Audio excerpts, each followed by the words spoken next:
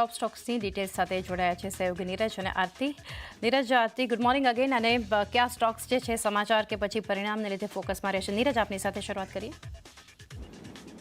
જી, ઘણા બધા પરિણામો છે એટલે એના પર આજે ચોક્કસથી નજર રાખીશું. સૌથી પહેલાં ગોદરેજ કન્ઝ્યુમર પર નજર કરી લઈએ. જુઓ, પ્રોફિટ અહીંયા આપણને 412 કરોડનો જોવા મળ્યો છે. ગયા વખતે લગભગ 1893 કરોડની ખોટ હતી, જેની સામે પ્રોફિટમાં કંપની આવી છે.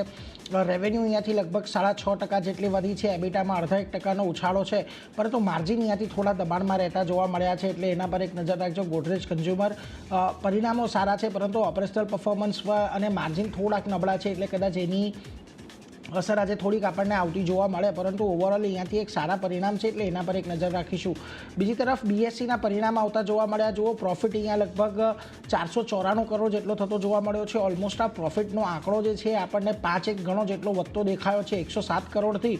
એટલે અહીંયા એક સારી ઉછાળો આજે આપણને અપેક્ષિત છે. બીજી તરફ રેવન્યુ પણ જો 75% જેટલા વધતા દેખાયા છે, અને એક સારા ડિવિડન્ડની પણ જાહેરાત બીએસસીએ કરી છે, એટલે એક સારા પરિણામો અહીંયાથી બીએસસીના આવ્યા છે. આના પર એક નજર રહેશે. 5 ગણા જેટલો પ્રોફિટ વધો, માર્જિનમાં પણ અહીંયા એક સારો ઉછાળો છે, એટલે એના પર એક નજર રાખીશું. બીજી તરફ એચપીસીએલના પણ પરિણામ આપણને આજના દિવસે આવતા દેખાયા છે. જુઓ, 11% જેટલો પ્રોફિટ વધ્યો છે. રેવન્યુમાં લગભગ 1% ઘટાડો છે. સામે પક્ષે એબિટાની અંદર અહીંયાથી થોડો ઘટાડો જોવા મળ્યો છે, અને માર્જિન 5.4%થી ઘટીને 5.3% પર રહેતા જોવા મળ્યા છે. અને જીઆરએમ 5.46 પ્રતિ બેરલ ડોલરના અનુમાન હતું, જેની સામે 5.74 પ્રતિ બેરલ જોવા મળ્યું છે. ખાસ કરીને અહીંયાથી જુઓ, થોડાક ચિંતાજનક પરિણામો એટલા માટે છે કે અહીંયાથી ઓપરેશનલ પરફોર્મન્સ, રેવન્યુ ડિગ્રોથ અહીંયા જોવા મળ્યો છે, જ્યારે બીપીસીએલ, આઈઓસી આ બંને જગ્યા પર આપણને એક સારો ગ્રોથ એક જોવા મળ્યો હતો. જોકે જેફરીઝ અહીંયાથી અંડર પરફોર્મનું રેટિંગ આપી રહ્યા છે, પરંતુ ટાર્ગેટ વધારીને 315 કર્યા છે. એમનું કહેવું છે કે refining as well as marketing margin છે તે અહીંયા અનુમાનથી વધારે રહેતા જોવા મળ્યા છે. ક્રૂડ અહીંયાથી 15% જેટલું ઓછું થયું છે, એટલે ઇન્વેન્ટરી લોસીસ Q1ની અંદર જોવા મળી શકે છે. અને ખાસ કરીને એલપીજીના લોસીસ હતા FY25માં સરકારે એની ભરપાઈ નથી કરી, એટલે એનું એક મોટી અસર અહીંયાથી આવતી જોવા મળી છે. બીજી તરફ સિટી પણ જુઓ, બાય કોલ આપી રહ્યા છે, 460ના ટાર્ગેટ આપી રહ્યા છે. એમનું કહેવું છે કે બીપીસીએલ, આઈઓસી ના લાઇનમાં જે મજબૂત પરફોર્મન્સ તેમણે આપ્યું છે, અને ખાસ કરીને એબિટા લાર્જલી ફ્લેટિશ છે, એટલે એના પર એક ખાસ ધ્યાન રાખીશું. મેકવાયરી આઉટપરફોર્મનો કોલ આપી રહ્યા છે, 410ના ટાર્ગેટ આપી રહ્યા છે. એમનું કહેવું છે અનુમાન મુજબના પરિણામો છે. ગ્રોસ રિફાઇનિંગ માર્જિન અહીંયાથી સુધરતા જોવા મળ્યા છે, એટલે એના પર એક ફોકસ રાખીશું. પરંતુ એલપીજીને જે કોમ્પન્સેટ નથી થયું, એને લઈને થોડુંક દબાણ અહીંયા આપણને જોવા મળી રહ્યું છે. ઓવરઓલ એક સારા પરિણામો છે, એટલે એના પર એક નજર રાખીશું. આજે અહીંયા પણ આપણને એક એક્શન જોવા મળી શકે છે. બીજી તરફ કેઈઆઈ ઇન્ડસ્ટ્રીઝ જુઓ, સારા પરિણામો છે. અહીંયા માર્જિનને છોડી દઈએ તો પ્રોફિટ અહીંયાથી લગભગ 34% વધ્યો છે. રેવન્યુ લગભગ 25%ની અંદર વધારો થયો છે. એબિટા 18% જેટલા વધ્યા છે. તો બીજી તરફ માર્જિનની 11%થી ઘટીને 10.3% પર રહેતા જોવા મળ્યા છે. એક સામાન્ય ઘટાડો છે માર્જિનની અંદર, પરંતુ અહીંયા ખાસ કરીને જે પ્રકારે મટીરિયલ કોસ્ટ વધતી દેખાય છે, એની એક અસર અહીંયાથી કદાચ આવતી જોવા મળી શકે. બીજી તરફ ખાસ કરીને અહીંયાથી ઓર્ડર બુકનો આંકડો છે, એ પણ ઘણો હેલ્ધી રહેતો જોવા મળ્યો છે, એટલે કેઈઆઈ ઇન્ડસ્ટ્રીઝ પર અહીંયાથી ખાસ ફોકસ રાખજો. આજે અહીંયા તમને એક સારી તેજી જોવા મળી શકે છે.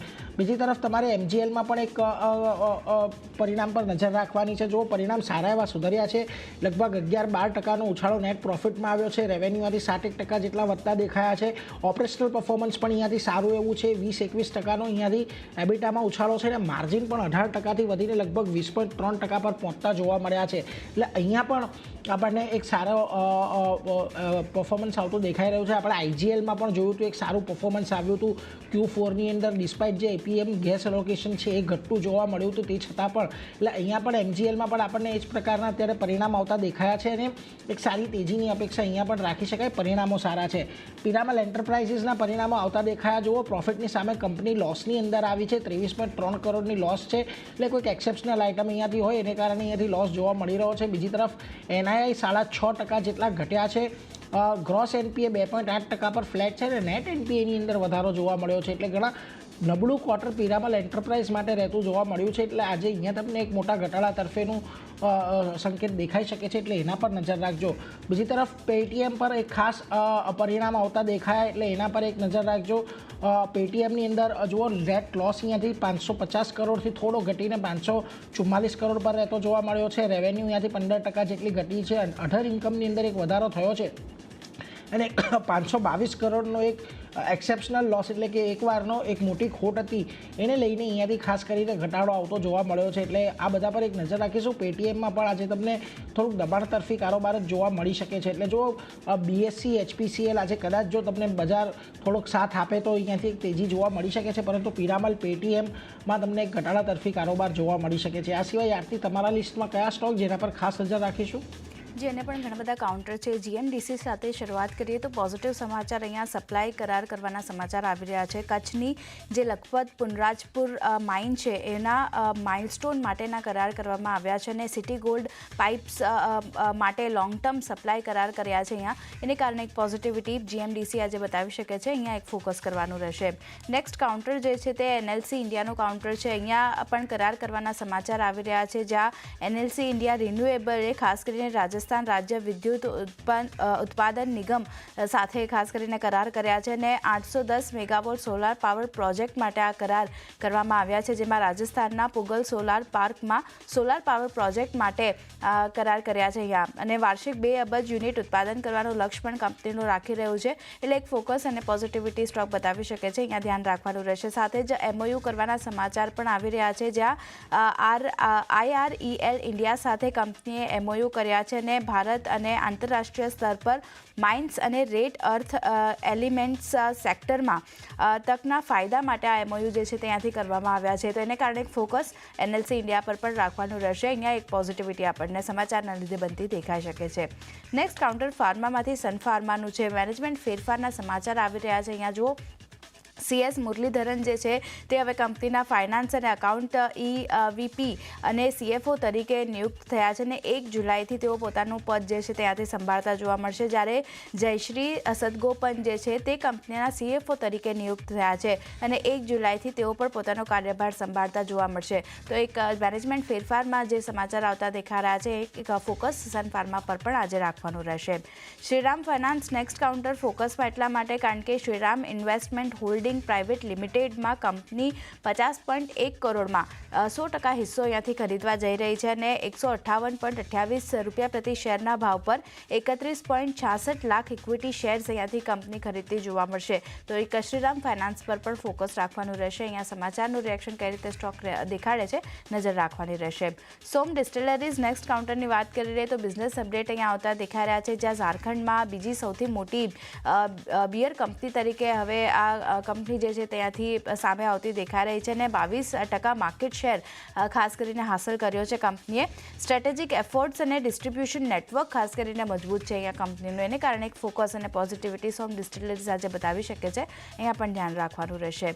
સ્ટેટ બેંક ઓફ ઇન્ડિયાની વાત કરી લઈએ તો 13 જુલાઈએ શેર હોલ્ડર્સની બેઠક અહીંયા થવાની છે, જેમાં 25,000 કરોડ ઇક્વિટી કેપિટલ વધારવા પર બોર્ડ જે છે તે વિચાર કરતું જોવા મળશે. વિડીયો કોન્ફરન્સ દ્વારા આ બેઠક જે છે તે અહીંયાથી યોજાવાની છે અને શેરધારકો ફંડ એકત્ર કરવા માટે વિચારણા કરશે અને મંજૂરી પણ આ બેઠકમાં આપતા જોવા મળી શકે છે, અને કારણે SBIના કાઉન્ટર પર પણ આજે નજર રાખવાની રહેશે. પ્રેસ્ટીજ એસ્ટેટ નેક્સ્ટ કાઉન્ટરના વાત કરી રહી તો નવો પ્રોજેક્ટ શરૂ કરવાના સમાચાર આવી રહ્યા છે. દિલ્હી NCRમાં નવો પ્રોજેક્ટ શરૂ કર્યો છે કંપનીએ, જેમાં Prestige group the Prestige city સાથે આ NCRમાં કંપની જે છે તે અહીંયાથી ડેબ્યુ કરવા જઈ રહી છે.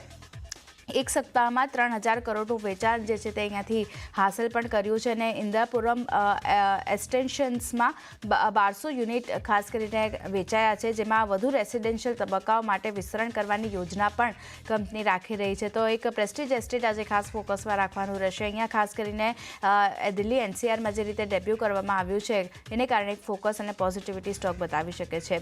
નેક્સ્ટ કાઉન્ટર TCPL પેકેજિંગનું છે. અધિગ્રહણ કરવાના સમાચાર આવતા દેખાય રહ્યા છે, જ્યાં એક્યુરા ટેકનિકમાં 100% હિસ્સાનું અધિગ્રહણ કંપની કરતી જોવા મળશે. સિલવાસામાં ગ્રેવ્યુ સિલિન્ડર યુનિટ શરૂ કરવા અહીંયાથી કંપની જે છે તે જઈ રહી છે અને વર્ટિકલ ઇન્ટિગ્રેશન માટે મહત્વપૂર્ણ પગલું કંપની તરફથી આવતું દેખાઈ રહ્યું છે, એને કારણે પોઝિટિવિટી TCPL પેકેજિંગના કાઉન્ટર પર પણ આપણને બતાવી શકે છે. અહીંયા પણ એક ધ્યાન રાખવાનું રહેશે. અને અન્ય પણ ઘણી બધી કંપનીઓના પરિણામ આવતા દેખાયા હતા, જ્યાં આરતી ડ્રગ્સ છે, કન્સાઇન નેરોલેક, રેડિકો ખેતાનના પરિણામ આપણને આવતા દેખાયા હતા. તો આ બધી કંપનીઓના પરિણામ પર પણ ખાસ એક ફોકસ રાખવાનું રહેશે, એટલે કે અહીંયા ધ્યાન રાખવાનું રહેશે. તો ચાંદી ઘણા બધા કાઉન્ટર છે જે નીરજ જણાવ્યા, મેં જણાવ્યા, બધા ફોકસમાં રહેશે. જી, તો બધા સ્ટોક્સ